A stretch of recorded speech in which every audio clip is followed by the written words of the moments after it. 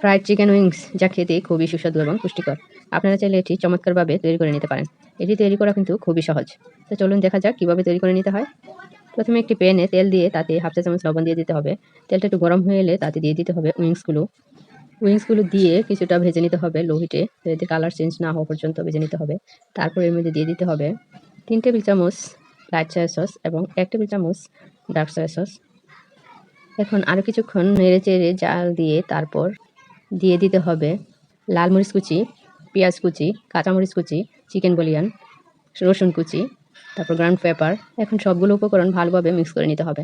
আর mix করে নিলেই তৈরি হয়ে গেল দারুণ স্বাদের ফ্রাইড চিকেন উইংস, যা খেতে খুবই সুস্বাদু এবং পুষ্টিকর।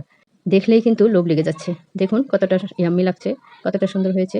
চাইলে আপনারাও তৈরি করে নিতে পারেন। আশা করি আজকের এই অসম্ভব সুন্দর এবং পুষ্টিকর এবং আকর্ষণীয় রেসিপিটি আপনাদের অনেক ভালো লেগেছে।